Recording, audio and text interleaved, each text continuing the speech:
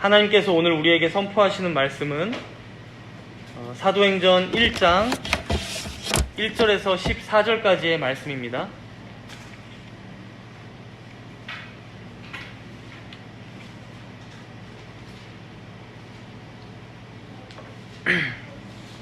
사도행전 1장 1절에서 14절까지의 말씀을 제가 봉독하겠습니다.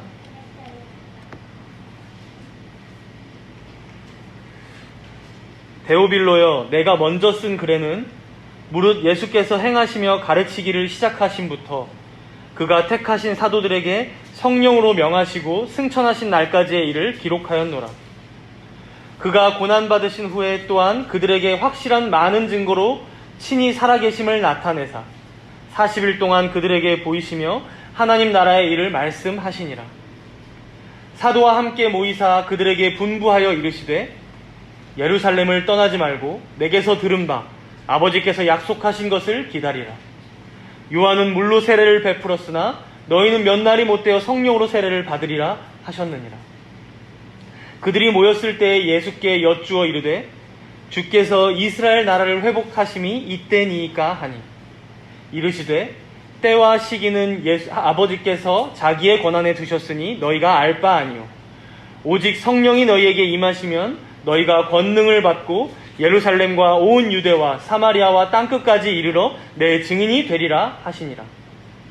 이 말씀을 마치시고 그들이 보는데 올려져 가시니 구름이 그를 가리어 보이지 않게 하더라. 올라가실 때에 제자들이 자세히 하늘을 쳐다보고 있는데 흰옷 입은 두 사람이 그들 곁에 서서 이르되 갈릴리 사람들아, 어찌하여 서서 하늘을 쳐다보느냐? 너희 가운데서 하늘로 올려지신 이 예수는 하늘로 가심을 본 그대로 오시리라 하였느니라. 제자들이 감람원이라 하는 산으로부터 예루살렘에 돌아오니 이 산은 예루살렘에서 가까워 안식일에 가기 알맞은 길이라. 들어가 그들이 유하는 다락방으로 올라가니 베드로, 요한, 야고보, 안드레와 빌립, 도마와 바돌로메, 마테와 및 알페오의 아들 야고보, 셀롯인 시몬, 야고보의 아들 유다가 다 거기 있어 여자들과 예수의 어머니 마리아와 예수의 아우들과 더불어 마음을 같이하여 오로지 기도에 힘쓰더라. 아멘.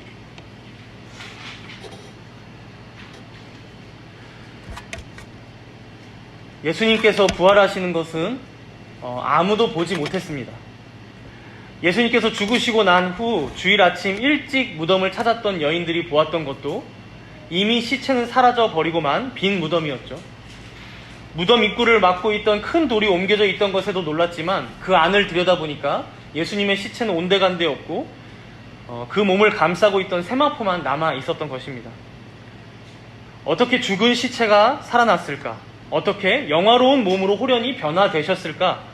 예수님의 부활과 관련한 여러 질문들이 있을 수 있지만 성경은 그것에 대해 설명해주고 있지는 않습니다. 그러나 부활 이후 예수님께서 하늘로 올라가신 이 승천은 이 부활에 비하면 아주 자세히 설명되고 있습니다. 바로 오늘 우리가 함께 읽었던 본문의 말씀 안에서 말이죠. 우리 함께 본문 9절을 읽도록 하겠습니다. 본문 9절입니다.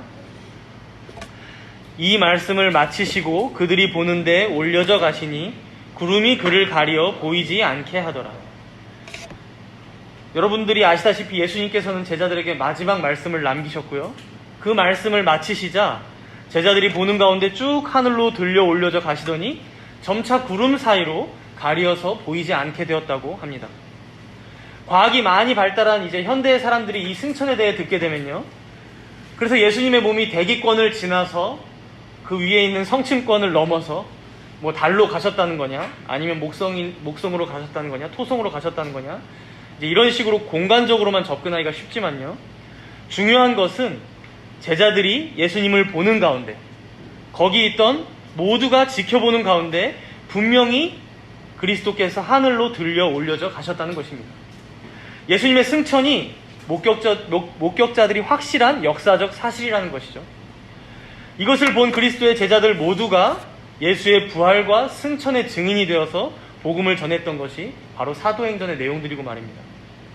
더해서 이게 특별히 복음서 기자들 중에서도 가장 세심하고 꼼꼼한, 그리고 고대의 가장 유명한 역사가들이라고 불렸던 타키투스나 헤로도토스에게도 밀리지 않던 역사가였던 이 누가에 의해 기록되었다는 것도 우리가 눈여겨볼 점인 것 같습니다. 다른 복음서에는 예수님의 승천이 기록되어 있지 않기 때문입니다. 누가복음 마지막에만 살짝 기록되어 있고, 그리고 이어서 여기 사도행전 1장에만 이렇게 기록되어 있는 것은 특별히 하나님께서 이 누가를 통해 예수님의 승천에 대해 역사적으로 정확한 기록을 남겨주시고자 배려하셨던 것이 아닌가 싶다는 것이죠. 그리고 이러한 누가의 정확성은 확실히 빛을 발하고 있는 것 같은데, 우리 함께 본문 3절을 읽어보도록 하겠습니다. 3절입니다. 그가 고난받으신 후에 또한 그들에게 확실한 많은 증거로 친히 살아계심을 나타내사 40일 동안 그들에게 보이시며 하나님 나라의 일을 말씀하시니라. 사복음서 마지막 부분들을 다 살펴보면요, 부활하신 예수님께서 갑자기 제자들 앞에 나타나셔서 말씀하시는 장면들이 종종 나옵니다. 근데 이게 도대체 어떻게 된 일인가? 혹은 얼마간 일어났던 일인가? 그런 게 이제 우리가 궁금할 수 있는데, 거기에 대한 답이 여기 사도행전에 다 적혀 있죠. 부활하신 예수님께서는 제자들 앞에 한두 번만 나타나신 게 아니었습니다. 죄책감에 시달리고 있었을 베드로와 식사도 하시고 대화도 하셨었고요. 그래서 그의 마음을 치유하셨죠.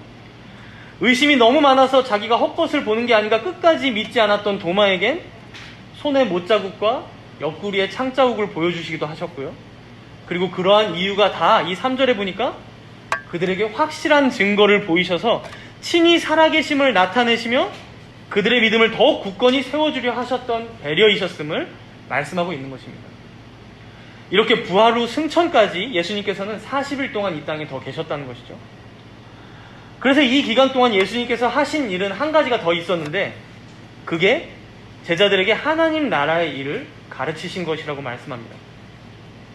그러니까 아직 다 복음의 진리를 깨우치지 못한 제자들이 확실히 하나님 나라의 백성으로서의 정체성을 가질 수 있도록, 또 예수님께서 하늘로 올라가신 후에도 이 정체성을 가지고 하나님의 통치 아래, 그리스도의 다스림 아래 거하는 자들이 되도록 예수님께서는 40일 동안 가르치셨다는 것이죠. 그렇다면 이 내용들이 과연 어떤 내용들이었을까 우리는 좀 궁금할 수 있는데요. 이제 칼백 목사님께 이거를 좀 배우면 좋겠는데, 이 내용에 대해서 주로 이런 내용이었을 것이다 라고 가르쳐주고 계세요. 인류의 타락, 우리를 지배하고 있는 죄의 횡포, 우리가 받는 영원한 죽음의 저주와 그 선고, 그럼에도 구원을 다시 찾는 방도, 그리고 죄의 사면, 자기 부인의 삶, 영적인 의, 영원한 생명의 소망, 그리고 그 밖에 이와 유사한 것들. 그러니까 쉽게 비유하자면요, 소요리 문답, 대우리 문답 전체 내용, 그런 비슷한 것 같아요. 그러니까 예수님께서는 부활하시고 나서 승천하시기까지 40일 동안 특별 수련회를 여신 거죠. 아직도 부활을 잘 믿지 못하는 제자들을 위해서, 이들을 통해 이제 앞으로 예수님의 교회가 계속해서 뻗어져 나가야 되고 교회의 지도자가 될 사람들이니까 부활의 실제가 어떠한지 보여주면서 확실한 부활의 증인을 만드신 거고요. 그리고 또 한편으로는 교리 공부를 잘 시키셔서 하나님 말씀의 전체적인 내용들, 그 뼈대를 가르쳐서 숙달시키신 것이죠. 이런 일로 생각하자면 40일이 여러분들도 아시겠지만 길다면 길고 짧다면 짧은 시간이에요. 이제 곧 예수님은 하늘로 올라가신다라고 말씀하시고 아마 제자들 마음이 좀 불안했을 것 같아요. 우리가 잘 알지만 여러분들 소요리 문답 한번 배웠다고 그게 다 기억에 남는 게 아니잖아요. 그렇죠? 당시에는 책도 없죠. 제대로 없는데. 그래서 그런지 불안해하는 제자들에게 예수님께서 이렇게 이제 말씀하세요. 함께 4절과 5절을 읽겠습니다. 4절과 5절입니다. 사도와 함께 모이사 그들에게 분부하여 이르시되 예루살렘을 떠나지 말고 내게서 들은 바 아버지께서 약속하신 것을 기다리라. 요한은 물로 세례를 베풀었으나 너희는 몇 날이 못되어 성령으로 세례를 받으리라 하셨느니라. 괜찮아 얘들아, 걱정하지 마, 근심하지 마. 내가 예전에 너희들한테 했던 약속 있지? 여기 예루살렘에만 있으면 나한테 들었던, 그리고 아버지께서 약속하셨던 그 성령이 너희에게 올 거야. 요한은 물로 세례를 베풀었었지만 이제 내가 하늘로 올라간 후에는 몇 날이 지나지 않아 너희는 성령으로 세례를 받게 될 거야 라고 말씀하는 것이죠. 제자들이 이 예수님의 말씀을 들었을 때요, 아마 예전에 예수님께 들었던 말씀 중에 하나가 떠올랐을 것 같아요. 예수님께서 죽으시기 전날 밤 모든 제자들을 모아놓고 하셨던 말씀이었는데요. 요한복음 16장 7절과 8절의 말씀입니다. 제가 읽어드릴 테니까 잘 들어보십시오. 요한복음 16장 7절과 8절이에요.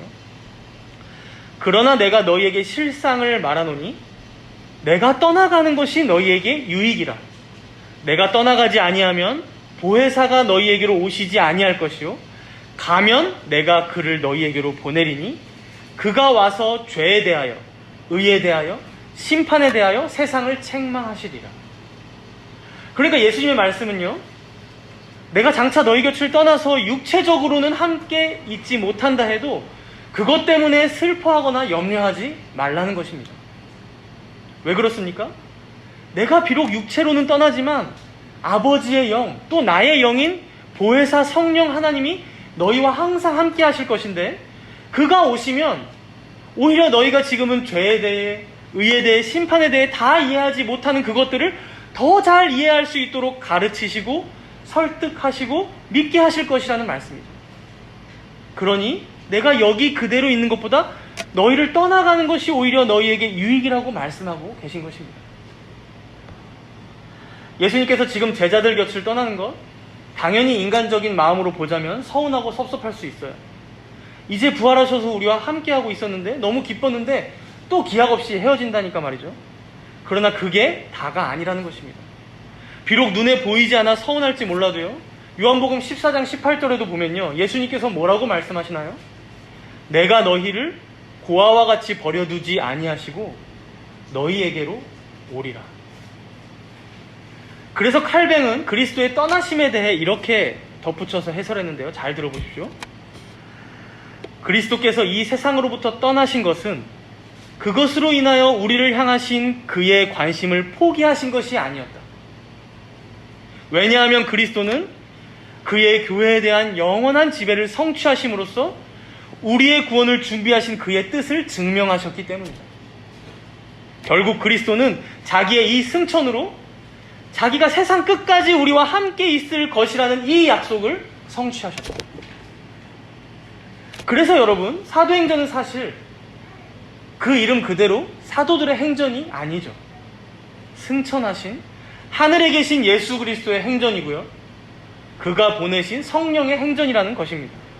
그리고 그러한 가운데 주님께서 자신의 교회를 어떻게 모으시고 세우시는지, 또 온 유대와 사마리아와 땅끝까지 어떻게 퍼져나가고 있는지 보여주는 책이 바로 이 사도행전이라는 것이죠. 비록 사도행전 28장 끝까지를 가보더라도 이제 바울이 로마까지 당도한 이후에 사도행전은 마치지만요, 그런 과정 가운데 기독교로 개종한 수많은 유대인들과 그 이방인들을 통하여, 또한 로마 제국 곳곳에 친히 세우신 자신의 교회들을 통하여 세계 모든 민족 가운데 전해질 그 복음이 어떻게 준비되고 있는가, 세계 만방에 있는 택한 자들을 모으실 하나님의 역사가 어떻게 시작되고 있는가, 이런 내용이 여기 사도행전 1장부터 쭉 나오고 있다는 것입니다. 여러분, 구약의 시대까지는요, 성령으로 상징되는 물로 세례를 베풀던 시대였죠. 중보자를 상징하는 제물을 잡아 그것을 죽이고 피를 드리며 제사를 드리던 시대였고요. 그래서 어쩌면 상징의 시대라고도 우리가 말할 수 있습니다. 물론 삼위 하나님의 역사는 구약에도 동일했고 계시도 판명했지만요, 이제 시대적인 한계로 어쩔 수 없이 실체이신 그 메시아를 기다리며 그림자와 같은 시절을 보냈다면, 그리스도께서 승천하신 지금부터는 아니라는 것입니다. 우리 주님께서 성육신 하셔서 이 땅에 사시고 고난당하시고 죽으심으로 우리의 모든 죄를 실제로 없이 하셨을 뿐만 아니라 부활하심으로 우리의 의로움을 만천하에 선포하셨고, 승천하셔서 하늘보좌 우편에 앉으사 자신의 영으로 교회를 친히 보호하사 다스리고 계시는 시대라는 것이죠. 이처럼 예수님의 승천은 실체이신 예수님께서 모든 지상에서의 구속사역을 다 이루시고요, 이제는 천상에서의 구속사역을 계속해서 이어나가는 시대, 그 위대한 시작을 알리는 역사가 바로 오늘 본문에 나오는 그리스도의 승천이었다는 것입니다.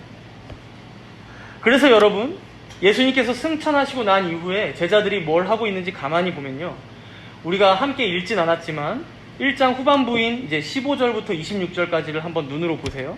15절부터 26절까지. 예수님의 12 제자들 중에 가룟 유다가 예수님을 배신했죠. 그리고 그 이후에 비참한 죽음을 맞이합니다.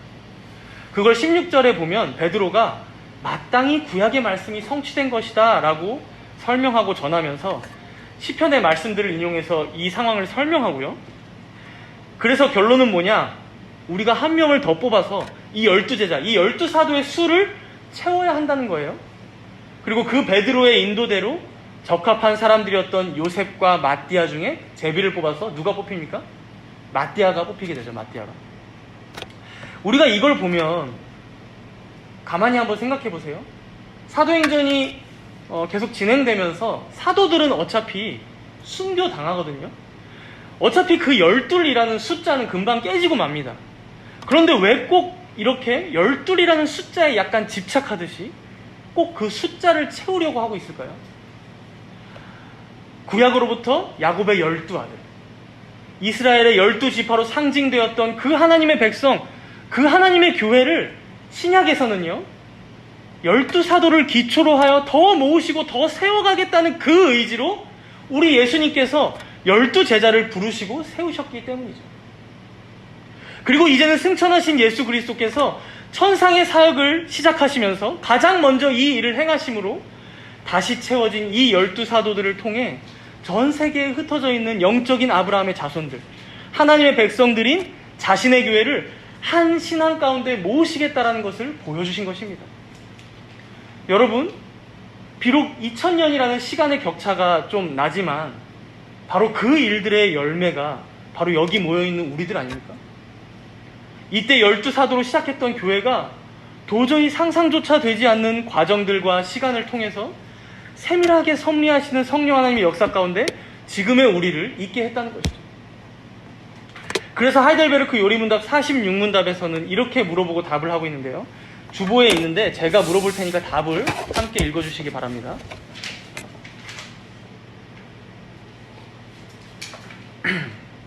하이델베르크 요리문답 46문입니다. 하늘에 오르셨고 라는 말로 당신은 무엇을 고백합니까? 그리스도는 제자들이 보는 가운데 땅에서 하늘로 오르셨고 우리의 유익을 위하여 거기에 계시며 장차 살아있는 자들과 죽은 자들을 심판하러 다시 오실 것입니다. 우리가 오늘도 고백했지만 매주일 고백하는 사도신경 안에도 분명히 포함되고 있죠. 하늘에 오르사. 그런데 그걸 고백하는 이들이 믿어야 할 내용이 뭐라고 지금 알려주고 있습니까? 그리스도께서 하늘로 오르신 것은, 그리고 거기 계신 것은 우리의 유익을 위하여라는 것입니다. 우리의 유익을 위하여. 우리가 사도행전 강해를 통해서 계속해서 이 유익에 대해 살펴보게 되겠지만요. 오늘은 특별히 좀 더 명확하게 세 가지 내용으로 이 유익을 좀 정리하고 넘어가면 좋을 것 같아요. 그래서 이걸 들으시면서 여러분들이 머릿속에 잘 정리하시고 되도록이면 많지 않으니까 외우면서 오늘 이 말씀을 잘 들으셨으면 좋겠는데요. 먼저 첫 번째 유익은요.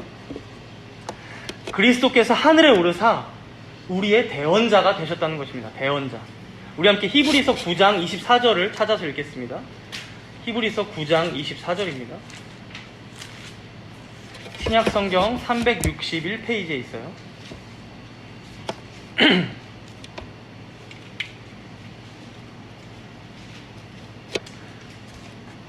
히브리서 9장 24절 함께 읽겠습니다. 그리스도께서는 참 것의 그림자인 손으로 만든 성소에 들어가지 아니하시고 바로 그 하늘에 들어가사 이제 우리를 위하여 하나님 앞에 나타나시고. 이제 이 내용을 조나단 에드워즈는 자신의 구속사라는 책에서 이렇게 설명하는데요. 잘 들어보십시오. 그리스도는 그의 구속의 효력을 위해 구약의 대제사장이 제물을 바친 후 자기가 바친 제물의 효력을 얻기 위해 그 제물의 피를 가지고 지성소에 들어갔던 것처럼 천국으로 들어가셨습니다. 그리스도는 천국으로 들어가셨고 거기서 그의 백성을 위해 중보자가 되어 그 효력을 위해 자신을 드린 희생 제물로 간구하고 계십니다. 그러니까 마치 구약의 대제사장들이 온 이스라엘 백성들의 죄를 사함받기 위해 제물의 피를 가지고 지성소까지 들어갔던 것처럼요. 우리의 대제사장이신 그리스도께서는 자신이 지상에서 행하셨던 모든 구속사역을 다 가지시고 친히 자기 백성의 제물이 되어서 가장 높은 하늘의 지성소인 하나님 아버지의 보좌 앞으로 나아가셨다는 것이죠. 그리고 이렇게 죄 없으신 예수 그리스도께서 하나님 앞으로 나아가심으로 그 길을 열어놓으셨기에 그를 믿는 그의 백성들, 그의 교회가 그 길로 행하며 담대히 나아갈 수 있고요. 그가 우리를 대신하여 지금도 기도하고 계시기에 우리가 그의 이름을 힘입어 기도할 수 있게 되었다는 것이죠. 우리가 가끔은 이런 내용을 너무 자주 접하고 듣게 되죠. 그러다 보니까 좀 소홀히 대하는 경향이 있는 것 같은데요. 아마 당시에 예수님의 승천을 직접 두 눈으로 본 제자들은 좀 달랐을 것 같아요. 함께 본문으로 우리가 돌아와서 13절과 14절을 읽어보면 좋겠어요. 사도행전 1장 13절과 14절입니다.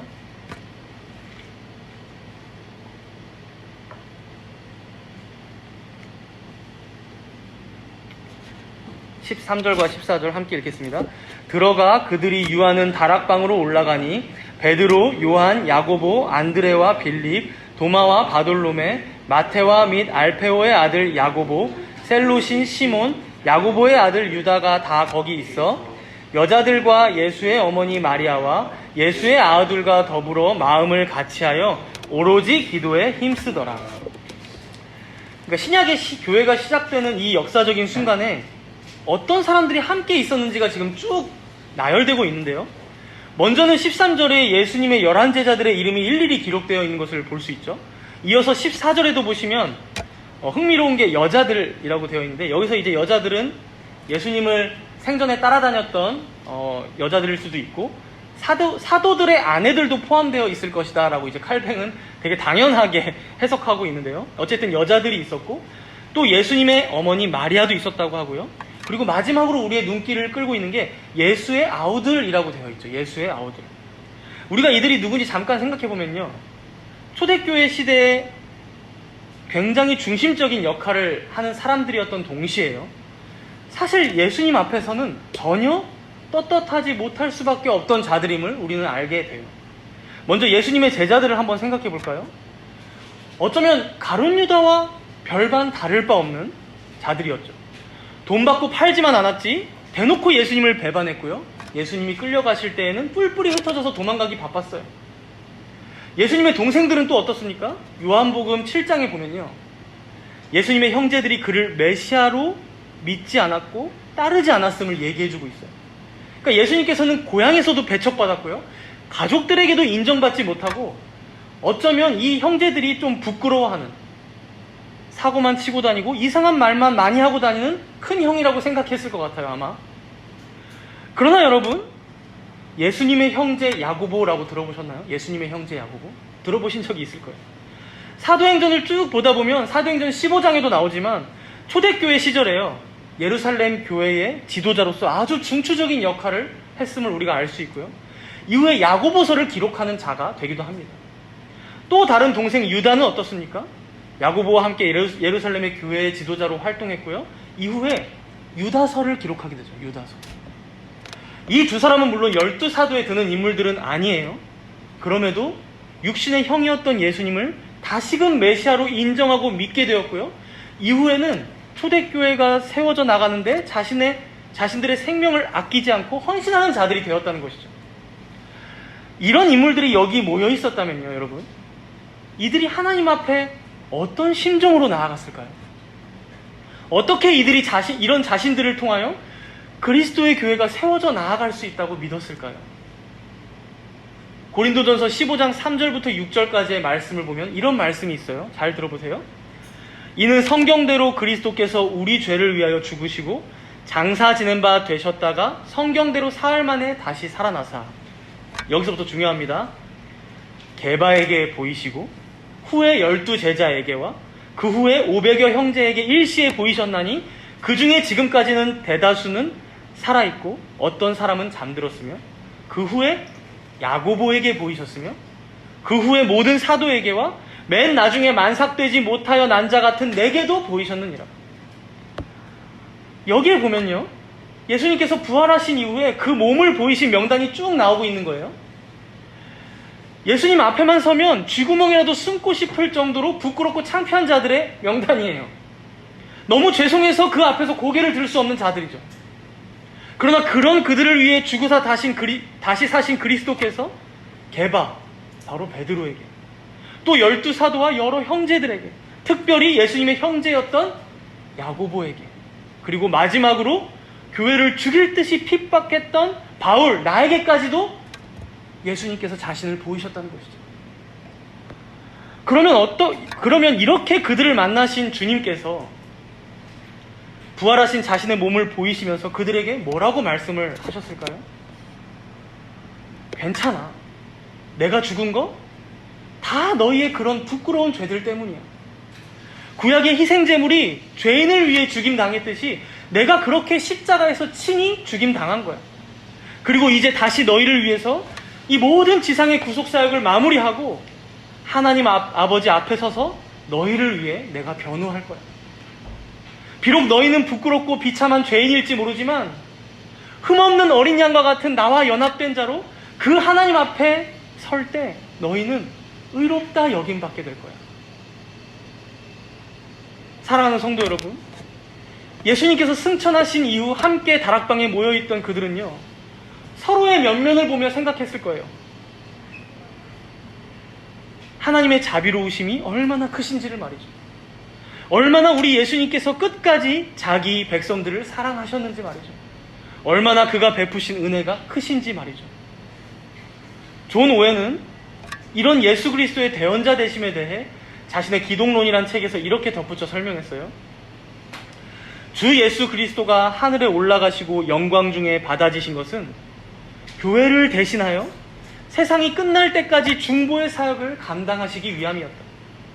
그가 부요하실 때 우리를 위해 가난해지신 것이 은혜인 것처럼 그는 다시 부요해지심으로써 자신의 영광과 능력의 모든 부를 우리를 위해 사용하신다. 여러분, 우리 주님은 우리를 사랑하사 가장 영광된 자리에서 가장 비천한 자리로 내려오신 거였어요. 그러나 이와 같은 이치로요, 우리를 너무도 사랑하시는 그분께서는요, 우리를 너무도 사랑하셔서 가장 높은 자리로 다시 올라가셨다는 것이죠. 그리고 그곳에서 하나님 아버지께 받으시는 모든 복과 은혜를 자신의 백성들에게, 자기 자녀들에게 수여하고 계시며 사용하고 계신다는 사실입니다.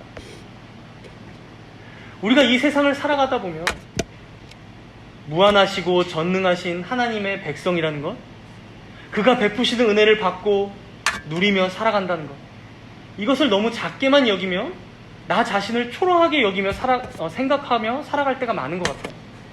그러나 사랑하는 여러분, 그의 교회는, 그의 백성은 그런 자들이 아닙니다. 특별하게 삼위 하나님의 돌보심을 받는 자들이 성도요, 하나님께서 세상에 있는 모든 좋은 것을 다 주다 못해 가장 좋으신 그의 독생자 아들과 그의 영이신 성령을 수여받으신 자들이라는 거죠. 우리가 이것을 생각하며 살아간다면 다시금 이 제자들과 같이 그리스도 안에 새로운 피조물된 자들로서, 새 사람을 입은 자들로서 살아가 볼 수 있지 않을까요? 오늘도 그가 공급해 주시는 힘으로 이 생을 우리가 좀 더 잘 감당해 볼 수 있지 않을까요? 지금도 우리 주님이 우리를 위하여, 그리고 나를 위하여 기도해 주고 계시고 그의 영으로 인도하여 주고 계시니 말입니다. 이어서 우리가 승천의 유익 두 번째 내용을 살펴보면요, 먼저 에베소서 4장 8절의 말씀을 찾아서 읽겠습니다. 에베소서 4장 8절의 말씀이에요. 신약성경 313페이지에 있습니다.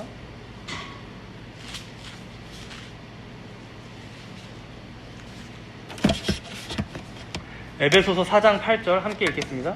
그러므로 이르기를 그가 위로 올라가실 때에 사로잡혔던 자들을 사로잡으시고 사람들에게 선물을 주셨다 하였도다. 바울이 지금 시편 68편의 말씀을 인용하면서요, 그리스도의 승천에 대해 말씀하고 있어요.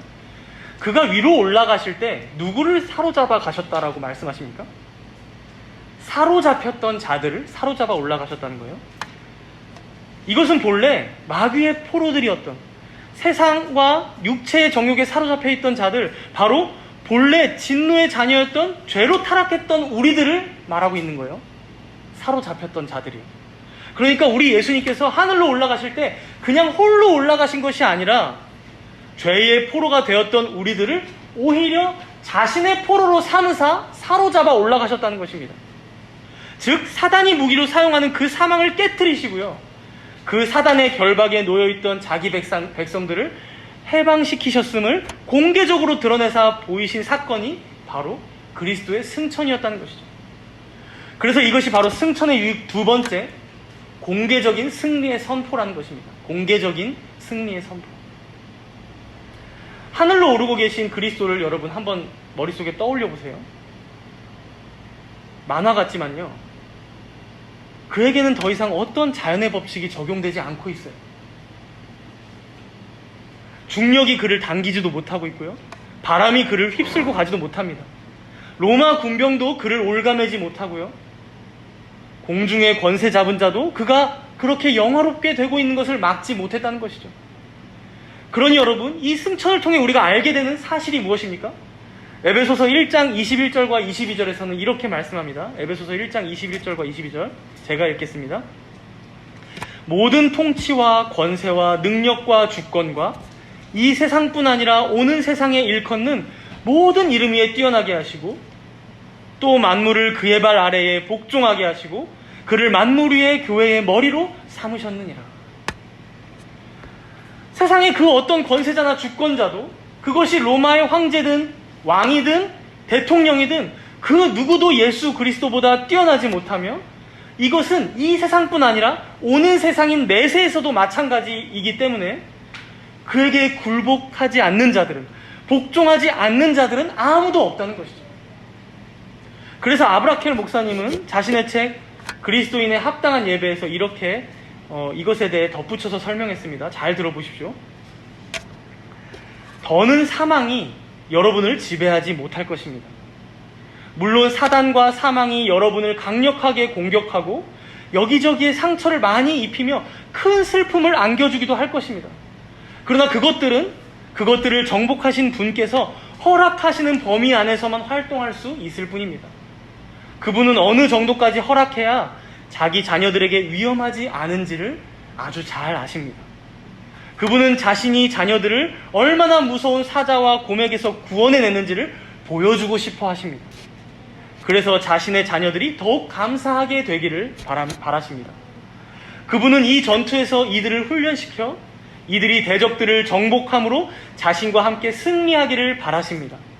그러므로 이 전쟁에 임할 때 다음 사실을 기억하고 용기를 내십시오. 그리스도의 원수들은 그리스도의 양을 단 한 마리도 빼앗지 못할 것입니다. 그리고 힘이 가장 약한 자도 결국 이기어 승리자로서 왕관을 쓰게 될 것입니다.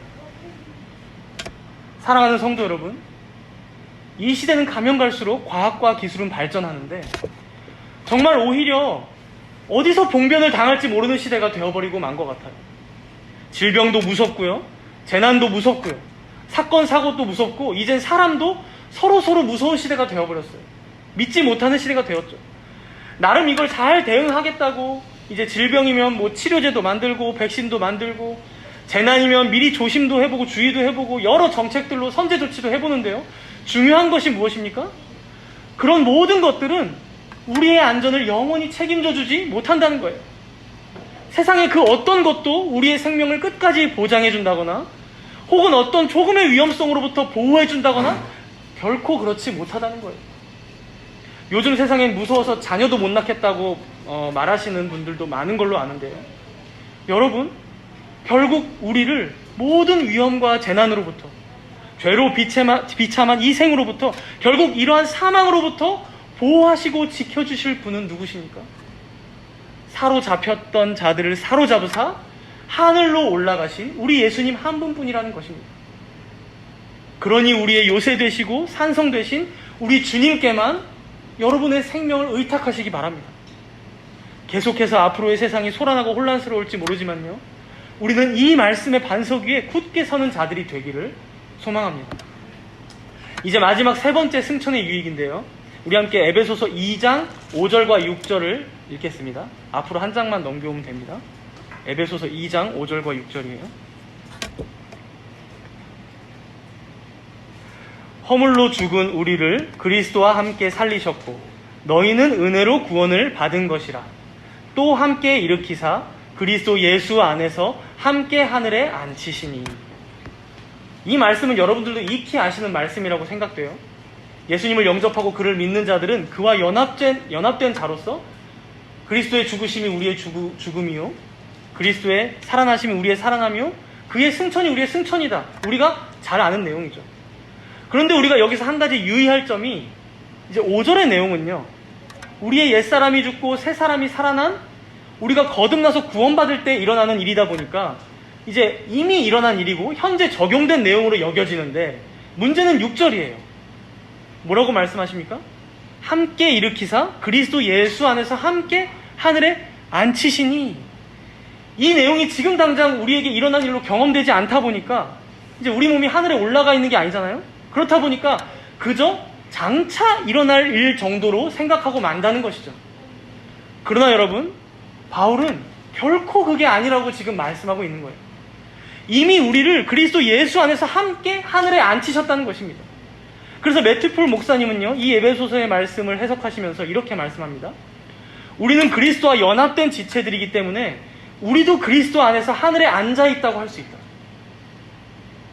그래서 하이델베르크 요리문답 49문에도 보면요, 승천의 유익에 대해서 설명하면서 두 번째 항목에서 이렇게 설명하는데요. 우리의 몸은 그리스도 안에서 하늘에 있으며 이것은 머리 대신 그리스도께서 그의 지체인 우리를 그에게로 이끌어 올리실 것에 대한 확실한 보증입니다. 그러니까 이미 우리의 몸이 머리이신 그리스도 안에서 함께 하늘에 있는 것인데, 이것은 현재의 일이고요, 이것이 보증이 되어서 장차 그의 몸인 교회들인 하나님의 자녀들인 우리의 승천이 반드시 일어날 것이다, 그것을 보증하고 있다라고 가르치고 있는 것이죠.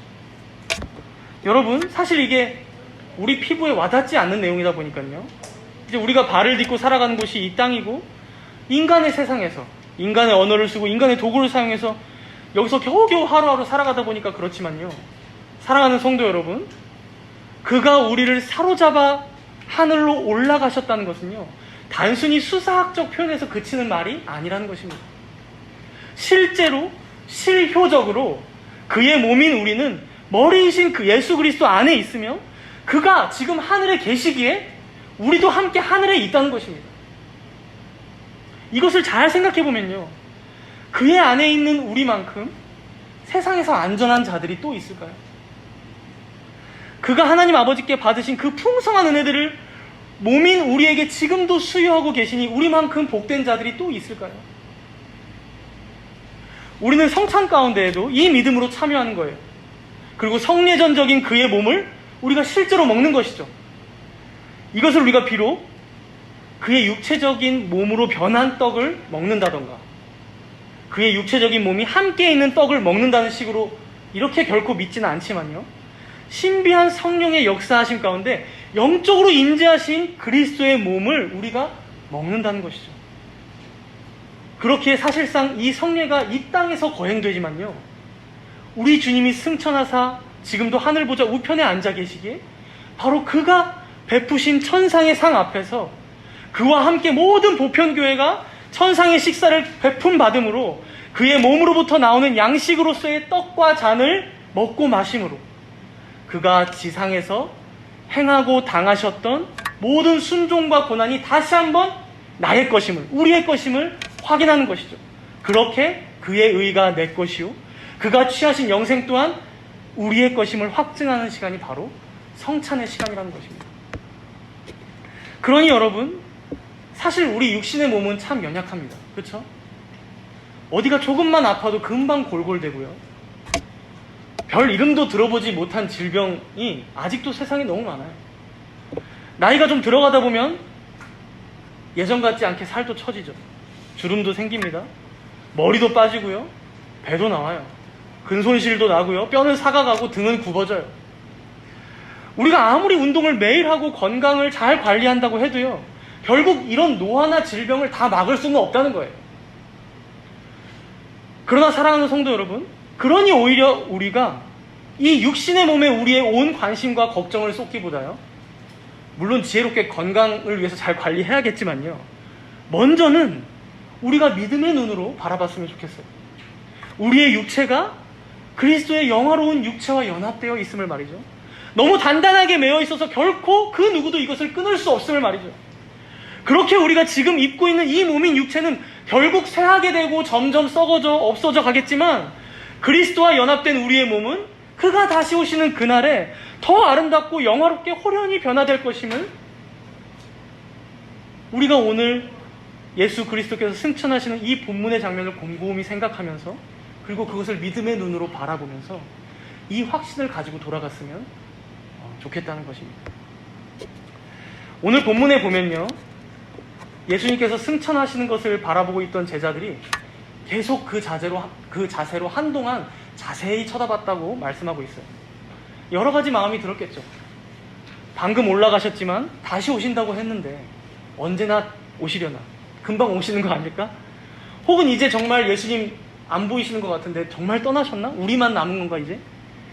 예수님 지금 떠나셨지만 또 보고 싶다. 보고 싶을 때는 어떡하지? 뭐 여러 가지 생각들을 했겠죠.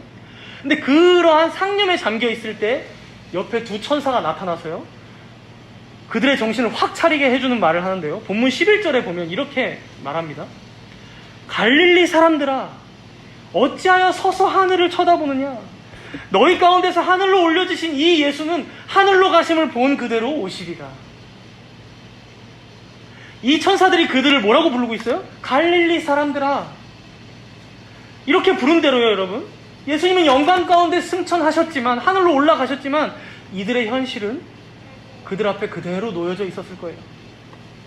우리로 한번 생각해 보자면요, 내일이면 대체휴일이라고 다들 쉬는데 쉬지도 못하고 출근하고 일해야 되는 사람도 있고요, 여전히 내일도 우리의 자녀는 눈을 뜨고 또 놀아달라고 할 거예요. 육아에는 퇴근이 없습니다.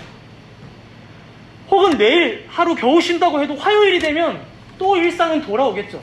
우리의 해야 할 일들을 해나가야겠죠. 그렇게 우리의 일상은 반복될 것이고요, 우리는 그렇게 이 세상에서 살아가게 될 것입니다. 그러나 사랑하는 성도 여러분, 우리가 오늘 예수님의 승천의 유익에 대해 함께 살펴봤고 이제 마치면서요, 마지막으로 이 말씀을 마음에 새기며 돌아갔으면 좋겠어요. 우리 빌립보서 3장 20절을 함께 찾아서 읽겠습니다. 빌립보서 3장 20절이에요.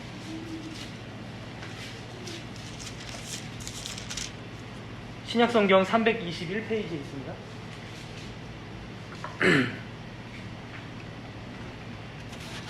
빌립보서 3장 20절 함께 읽겠습니다.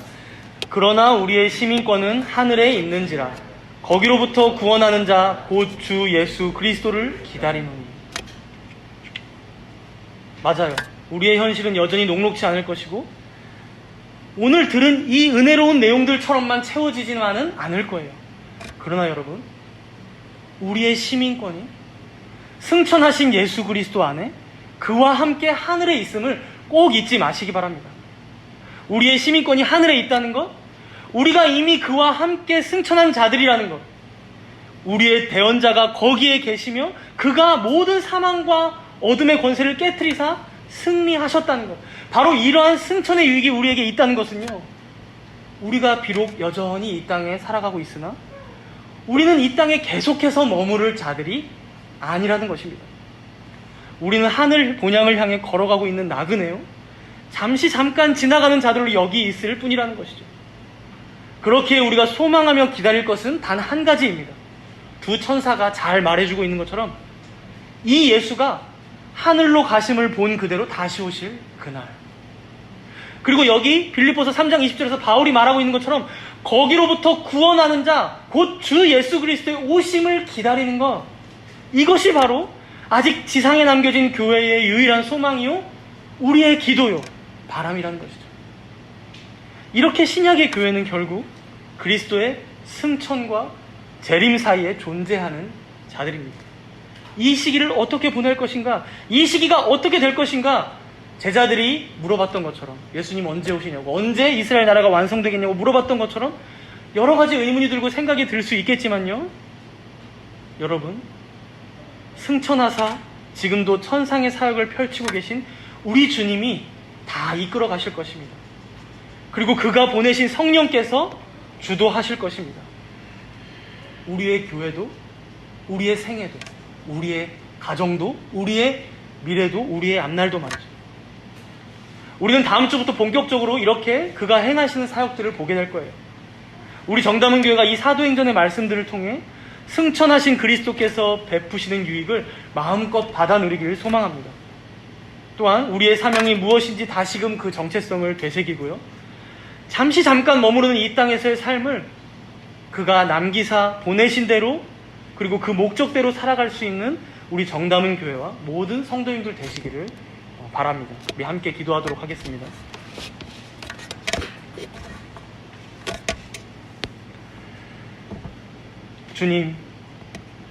주님께서는 우리를 위하여 성육신하시고 고난받으셨으며 부활하셨고 승천하셨습니다. 주께서 이 세상을 떠나가심은 이별이 아니요 다시 오시겠다는 약속이셨습니다. 그러나 주님, 우리가 이 약속을 다 잊고 살고 있지는 않았는지요? 우리가 하늘의 시민권자로 그것을 영광스럽고 명예롭게 여기며 살아가기보다 부끄러워하며 숨어 지내는 자로 살아가진 않았는지요? 이런 우리의 모습이 있진 않았는지 회개하며 기도합니다. 또한 그럼에도 지금도 우리를 위하여 대언하시고 중보하사 하나님 아버지 앞에 의롭다 여김받게 하시고 그의 사랑받는 자로 이렇게 불러주시고 예배하게 하시니 이 은혜에 감사함으로 기도하며 나아가겠습니다. 우리 잠시 동안 이렇게 회개와 감사의 기도로 함께 기도하도록 하겠습니다.